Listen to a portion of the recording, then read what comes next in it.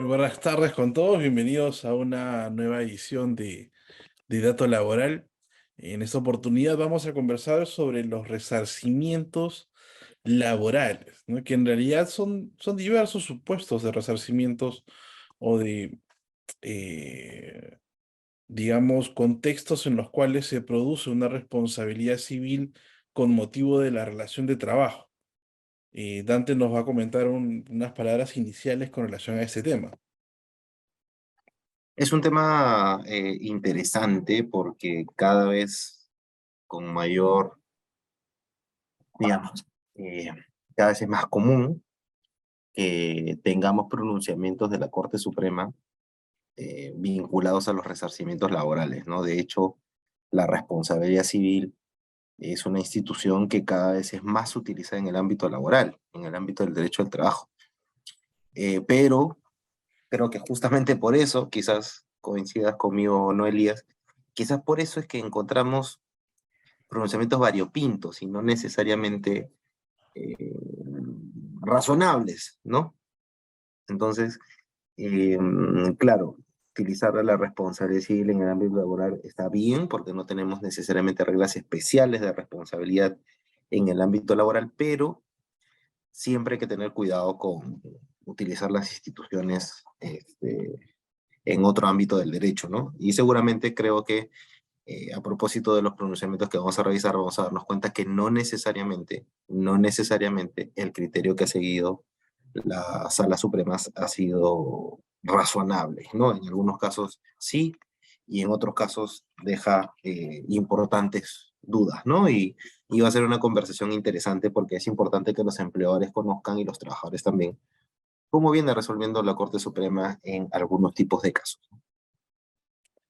Sí, correcto. Hoy tenemos en realidad casos muy interesantes que cuando hablamos de responsabilidad civil, pues siempre hablamos de incumplimientos y por lo general puede ser el incumplimiento del empleador o del trabajador y quienes se reclaman daños y perjuicios son o uno o lo otro, ¿no? Depende de quién sea el perjudicado del incumplimiento, pero el día de hoy también hemos traído un pronunciamiento donde quien demanda no es necesariamente el trabajador o el empleador, sino que curiosamente ambos ocupan la posición de demandados, y es que muchos empleadores tienen servicio al cliente, o el mismo Estado tiene servicio de atención pública, y en ese devenir de la actividad también puede generar supuestos de responsabilidad civil, que es uno de los que vamos a tocar el día de hoy, que también es un tema muy interesante y muy delicado.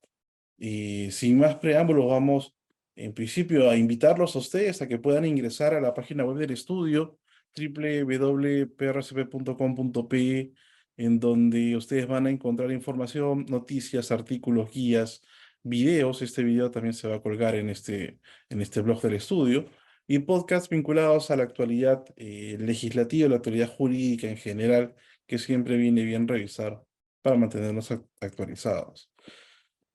Vayamos con el primer caso que tenemos el día de hoy. Es una casación laboral, la 23470 de 2018, que viene de La Libertad. Y ese es un caso de una caja municipal que, como parte de un procedimiento de investigación derivado de una denuncia de una clienta, advierte que hay operaciones en la cuenta de esta clienta que ella no había autorizado. Había un faltante de 50.000 soles que se habían sustraído de la cuenta de la cliente, y es por ello que, realizadas las investigaciones, determina responsabilidad tanto en la persona que utiliza el usuario para poder hacer las operaciones, como en la persona que debía autorizar o, digamos, darle puerta abierta a estas autorizaciones que solicitaba otro usuario. Entonces determina responsabilidad en dos trabajadoras, y como ustedes saben, el tema de incumplimiento, responsabilidades son autónomas en materia laboral. Puede ser una falta y sin perjuicio de ello puede ser un supuesto de responsabilidad civil, sin perjuicio de ello puede ser un supuesto de responsabilidad penal. En esta oportunidad el empleador activa la responsabilidad civil de las dos trabajadoras, y como el empleador tiene que asumir frente al cliente el reembolso de los 50.000 soles que estaban faltantes, Entonces el empleador voltea hacia los trabajadores y le dice, bueno, por su incumplimiento yo tuve que pagar 50.000 soles a un cliente. Y como ustedes dos han sido responsables en ese tipo de actividades, ustedes van a pagarme los 50.000 nuevos soles. Entonces se inicia el proceso judicial y a nivel de primera instancia, el juez de trabajo de Trujillo entiende que hay una actividad irregular de las trabajadoras porque entiende que hay una revelación de una clave y la contraseña para poder autorizar operaciones que no se encontraban dentro de lo solicitado por el cliente. Y también había responsabilidad de controlar ello respecto de otra trabajadora.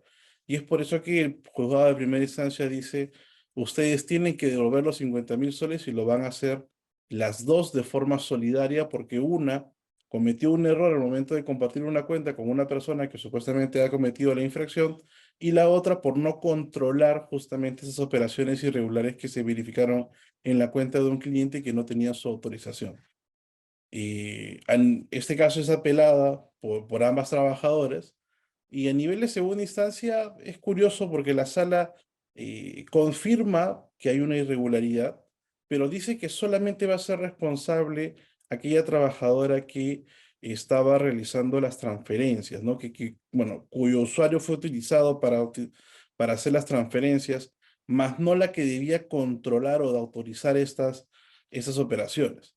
Así que, digamos que confirma en cuanto al monto, porque se mantienen los 50.000 soles, pero dice que solamente va a ser una la responsable. Entonces, frente a esta sentencia que aparentemente es favorable para la empresa decide casar y decide debatir a nivel de Corte Suprema si la responsabilidad debería ser solamente respecto de una trabajadora o debía ser una responsabilidad solidaria entre ambas. Cuando la Corte analiza el caso, la Corte llega a la conclusión de que ambas trabajadoras incurrieron en una conducta antijurídica, que ambas estaban en el mismo camino de perjudicarlo con 50.000 soles al empleador y que por tanto ambas son las que deberían responder frente a este incumplimiento y por tanto la Suprema en buena cuenta lo que dice es esta responsabilidad de dos trabajadoras en la comisión de una infracción que determina un perjuicio al empleador debe ser asumido de forma solidaria por ellos. Con relación a este pronunciamiento, Dante, ¿cuáles son tus comentarios? Es un caso interesante, ¿no? Y creo que este espacio sirve para, eh, digamos, hacer de conocimiento este tipo de circunstancias que, como tú decías al inicio, a veces no suele ser, digamos, el caso común, ¿no? Bueno, es cierto, pues, ¿no? De que aquí hubo un daño generado como consecuencia del incumplimiento de las obligaciones de los trabajadores, ¿no?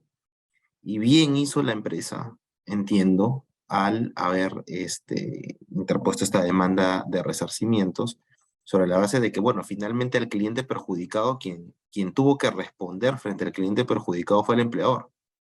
Y luego lo que ha tenido que hacer, lo que hizo el empleador es buscar un resarcimiento contra los trabajadores, ¿no? Eh, y bueno, eso es, digamos, ocurre.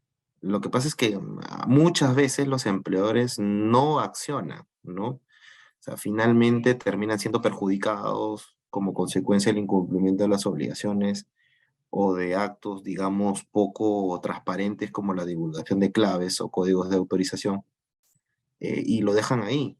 Pero ya lo hemos dicho en algunos episodios de Dato Laboral también, que sí es procedente y fundable, si es que así ocurre, una demanda de daños y perjuicios en contra de los trabajadores, ¿no?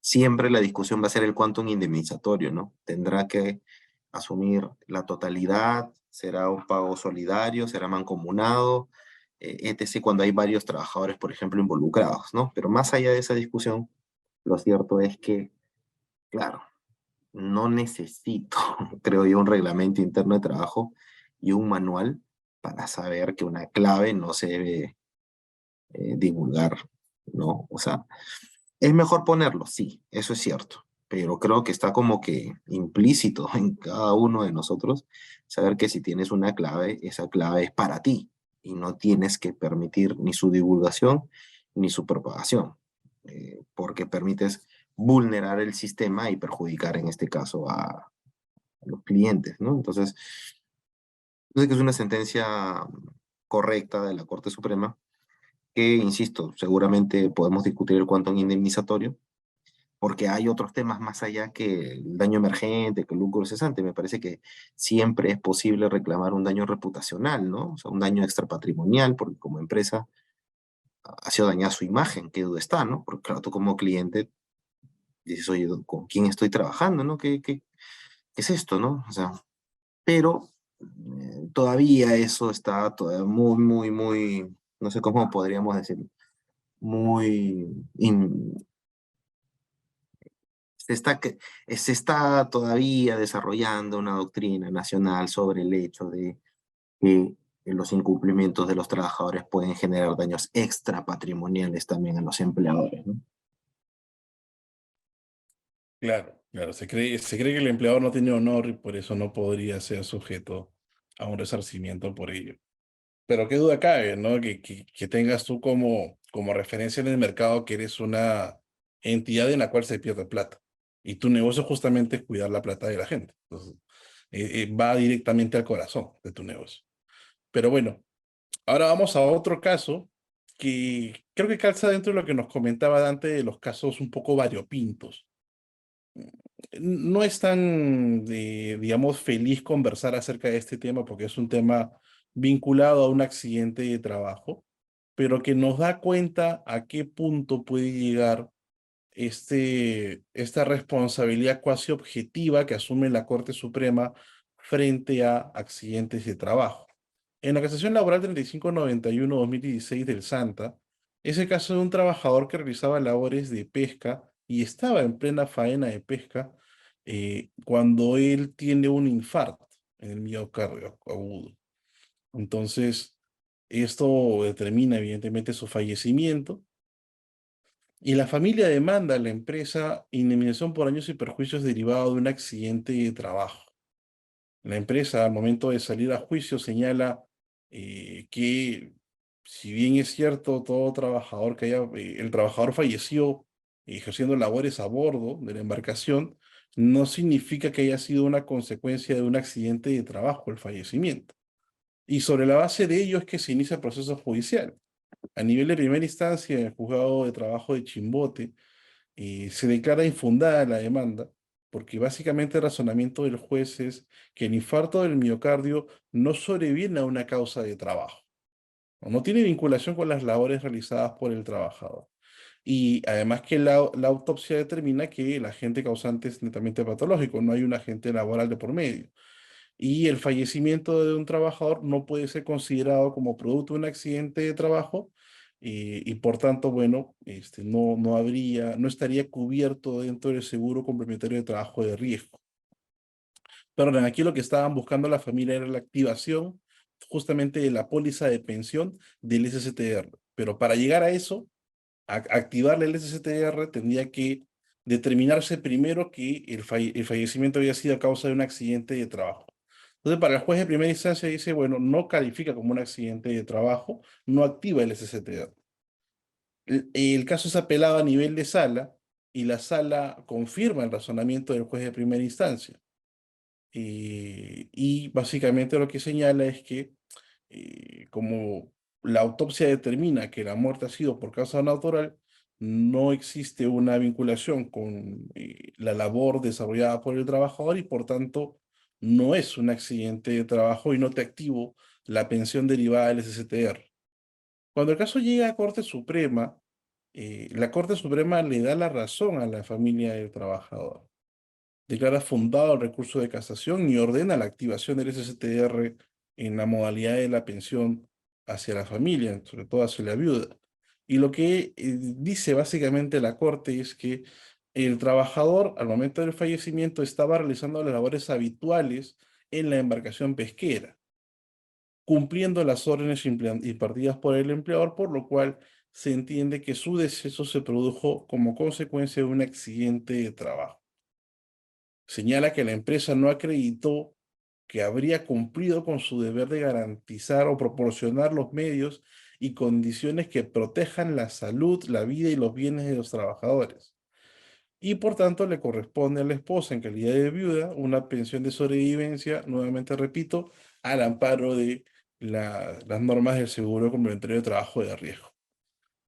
Con relación a esto, Dante, califica como un accidente de trabajo un ataque cardíaco que puede sufrir un trabajador, a pesar que incluso aquí pudimos ver en algún momento que no tenía antecedentes, por lo menos reportados a la empresa, de problemas con el corazón. Sí, no, definitivamente no, no, definitivamente no. Creo que una de las cosas más fortuitas que pueden pasarle a una persona es un ataque cardíaco, ¿no? Le puede pasar a cualquier persona, a cualquier edad, en cualquier circunstancia. Entonces, llama la atención la sentencia de la Corte Suprema cuando dice de que el empleador violó el deber de prevención. ¿Cómo puedes prevenir? Pues si fuera tan fácil prevenir, pues nadie moriría de un paro cardíaco porque todos podríamos prevenir efectivamente que no nos dé un paro. Y eso no se puede, ¿no? Quisiéramos, no se puede. Entonces, claro, y como tú bien mencionas, Elías, claro, ni siquiera, o sea, se entendería el razonamiento si es que la empresa tuviera conocimiento de que el trabajador ya tenía padecimientos cardíacos. Claro, ahí pues se encienden las alarmas y uno dice, oye, sí, hay que tener cuidado con este tema, con este otro tema. Pero si como cualquiera de nosotros, que al menos hasta el momento, no tenemos un problema cardíaco, eh, no, digamos, no es razonable ni racional este argumento, ¿no? De que, bueno, no cumples el deber de prevención. Claro, si uno se pone a pensar, pues, en cualquier cosa que a uno le puede pasar, pues sí, siempre lo pudiste haber prevenido. ¿No? Pero el tema es que si realmente era posible, razonable, eficiente, etc. Entonces, era una persona que estaba haciendo una actividad pesquera, no es que estuviera, pues, qué sé yo, haciendo una situación límite que pusiera el funcionamiento de su corazón al límite, ¿no? Pero bueno, ya hemos entendido hace buen tiempo, salvo honrosas excepciones en algunos pronunciamientos, que siempre se intenta, como sea, culpar a alguien, ¿no? Siempre hay que culpar a alguien, ¿no? Y si hay alguien que culpar es el empleador, entonces hay que ordenar, en este caso, reconocimiento de esta circunstancia como un accidente de trabajo para las consecuencias previsionales correspondientes, ¿no? Pero definitivamente no es un argumento, digamos, adecuado desde este punto de vista, ¿no? Claro, claro. Hay casos de trabajadores incluso que se han caído de carros en movimiento y la empresa y la Corte Suprema ha dicho que no califica como accidente de trabajo. Pero aquí, donde evidentemente hay una causa natural, el fallecimiento no se explica mucho el razonamiento de la Corte. Pero bueno, vamos a la siguiente sentencia, para no comentar más lo anterior. Y este es un caso, Dante, similar al primero. Similar en cuanto tipo a responsabilidades que están en discusión, pero sí es un asunto un poco más delicado, ¿no? E incluso esta sentencia ha sido emitida no por las salas que regularmente revisan temas laborales en la Corte Suprema, que es la segunda y la cuarta sala constitucional transitoria, sino este es un pronunciamiento emitido por la sala civil permanente de la Corte Suprema. Y en este caso, lo que ocurre es que una paciente de un hospital de salud estaba en labor de parto. Y en la labor de parto, el bebé sufre una parálisis del plexo braquial en el miembro superior derecho por el atrapamiento de su hombro. Digamos que había gran parte de responsabilidad de la obstetra y de la enfermera en este caso. Entonces la madre señala que esta lesión física de su hijo se produjo por la negligencia médica ocurrida en las instalaciones de salud y solicita el pago de 250.000 nuevos soles. La demanda la dirige contra Salud y contra los médicos que participaron en la labor de parto. Por su lado, los codemandados de salud y los médicos indican que ellos adoptaron los niveles de prevención suficientes y permitidos por la ley, y tan es así que en el proceso penal, que también se le siguió por este mismo hecho, fueron absueltos, ¿no? Como en el proceso penal me absolvieron, yo no tengo responsabilidad en el tema civil. Nuevamente, autonomía de responsabilidades. Pero sobre la base de ello es que se inicia el proceso judicial. A nivel de primera instancia, el juez civil señala que si hay responsabilidad tanto en E-Salud como en los trabajadores que participaron en esa labor de parto y ordena el pago de los 250.000 nuevos soles.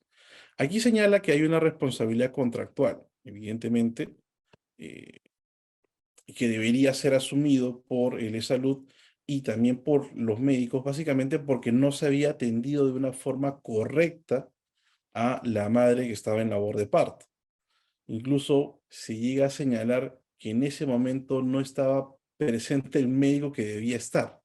Hay bastantes deficiencias de parte de la atención del seguro y es por eso que el juez de primera instancia arriba a la conclusión de que este es un incumplimiento que sí genera una responsabilidad civil e incorpora a salud como obligado solidario por los actos que han cometido sus trabajadores.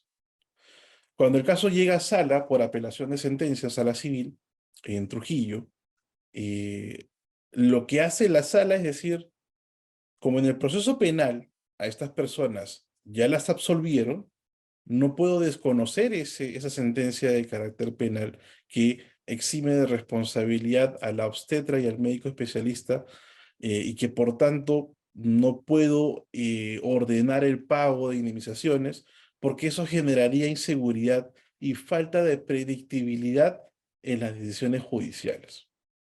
Sobre la base de ello, la madre va en casación ante la Corte Suprema y la Corte Suprema le da la razón. Y lo que dice básicamente la Corte es el tema de autonomía y responsabilidad. Una cosa es el proceso penal y otra cosa es el proceso civil. En el penal vemos si es que hay una infracción a la norma penal y en el civil vemos si es que tienes que resarcir o no daños por un incumplimiento de obligaciones bajo las reglas del Código Civil. Y lo que señala es que salud sí tiene responsabilidad solidaria como autor indirecto, en este caso sería el tema de la responsabilidad vicaria, en la medida de que tiene el deber de procurar y garantizar un servicio médico eficiente en el cuidado de la salud de sus asegurados.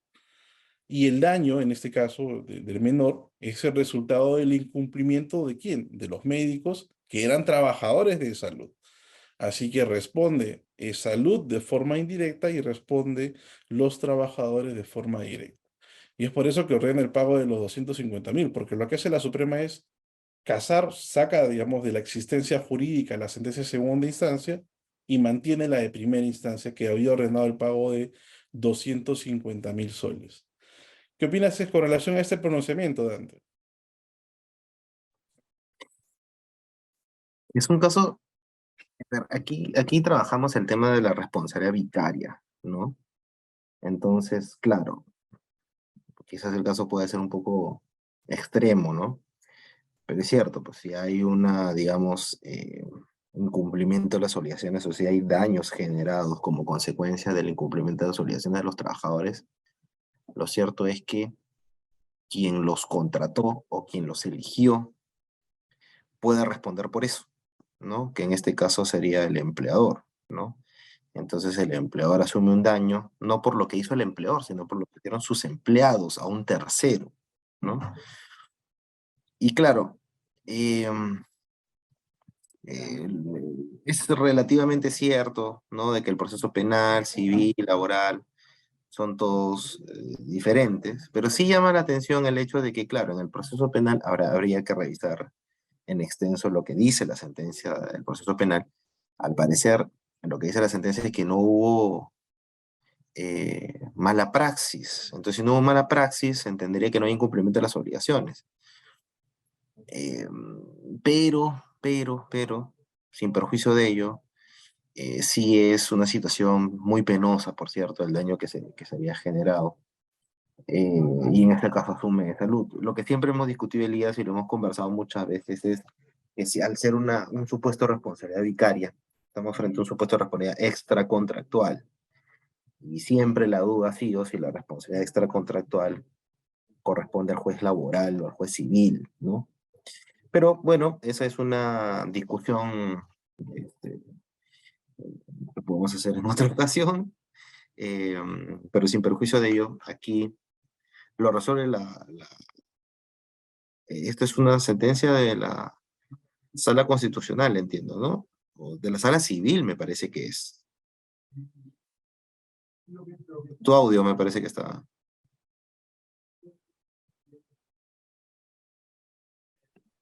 Sí, esto todo el trámite se hizo en sede civil. Claro, sí, pues es lo que siempre hemos discutido, ¿no? Y bueno, acá, al parecer, nadie observó, nadie cuestionó que esto se lleve a la vía civil.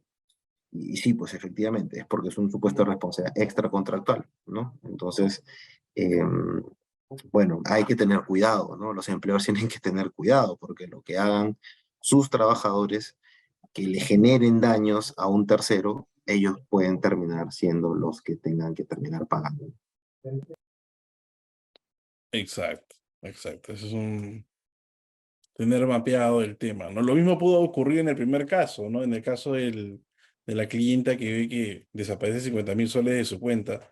Ella también pudo haber accionado directamente contra la caja y contra los trabajadores, pero bueno, aquí digamos que la solución la dio la caja, le pagó los 50.000 soles y luego lo volteó con los trabajadores para hacer el resarcimiento. Que ahí sí está bien utilizar la vía laboral, ¿no? Y ya finalmente tenemos un caso que viene también del Santa, es una casación, la 22386/2019.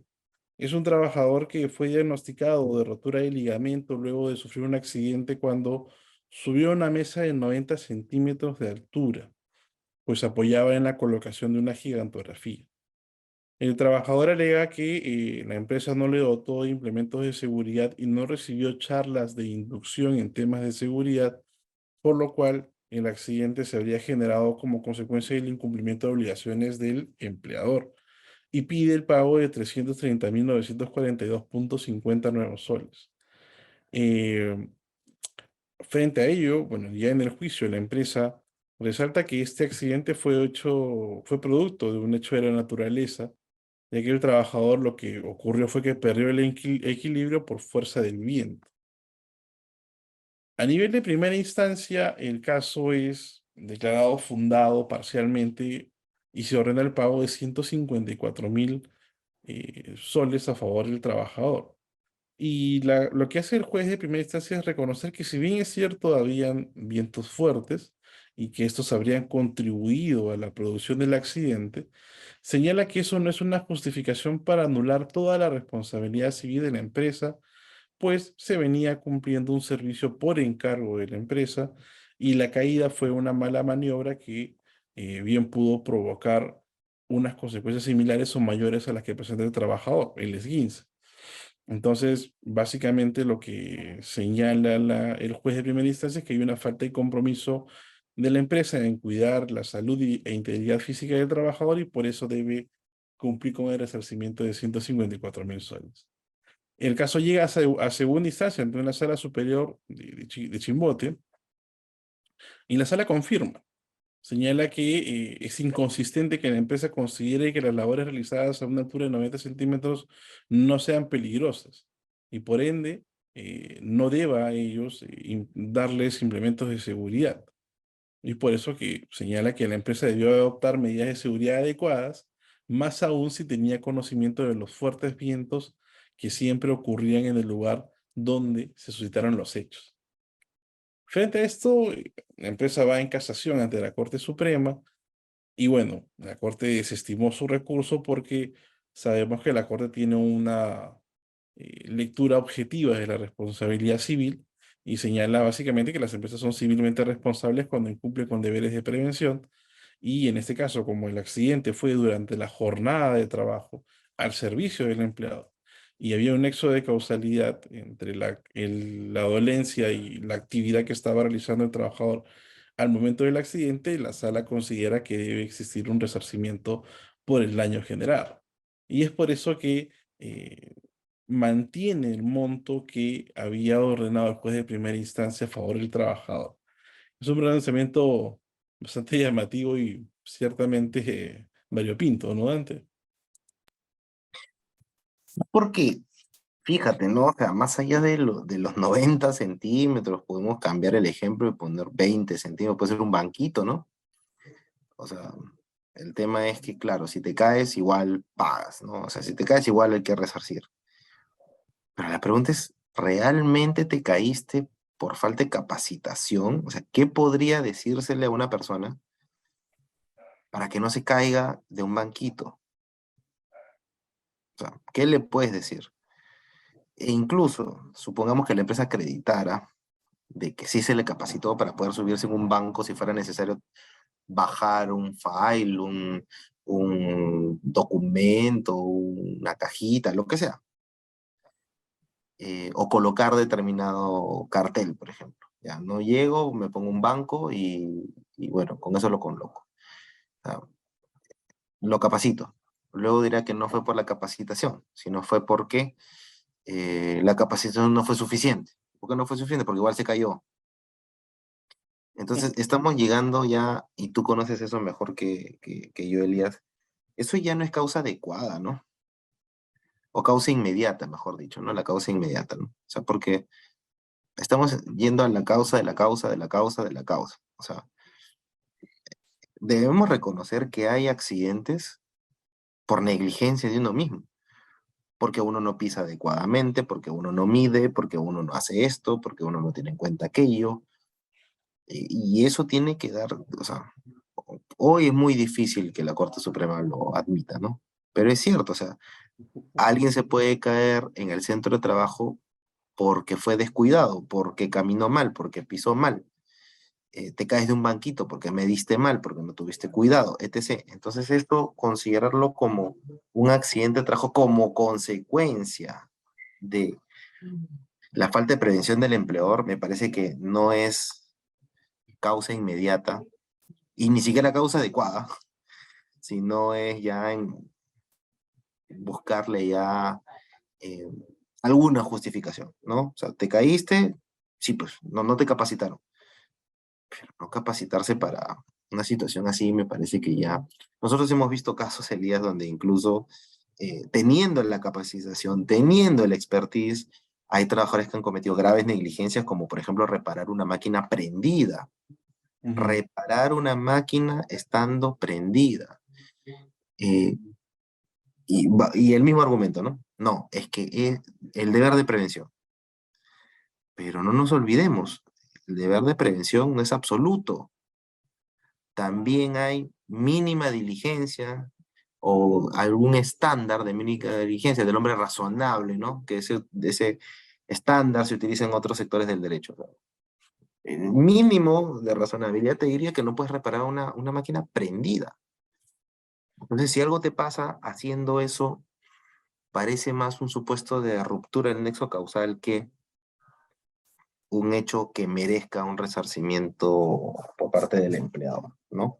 Pero bueno, es llamativo, ¿no? De aquí, claro, diferente sería que, por ejemplo, te manden, no sé, pues a limpiar un techo sin arnés, sin casco, sin línea de vida, estás en un sexto piso y te caes, bueno, ahí el razonamiento está absolutamente distinto, ¿no?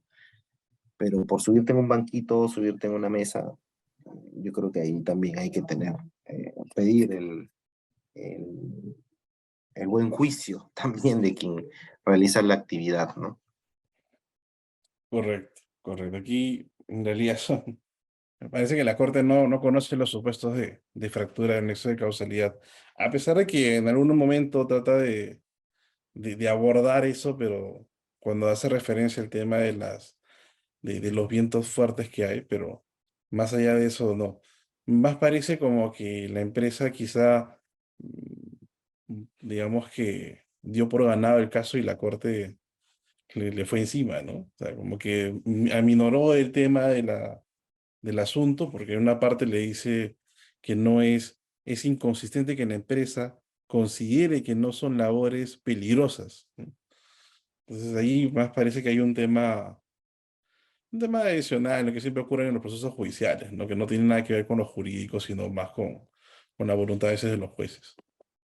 Pero bueno, son los pronunciamientos que tenemos ahora. Hay elementos objetivos que pueden rebatir lo que ha dicho las Cortes en estos procesos que hemos visto ahora, y porque consideramos que no hay pues una responsabilidad absoluta ni objetiva. Debería ser realmente un tipo de responsabilidad bajo los cánones del Código Civil. Pero bueno. Para eso todavía hay largo trecho por remar.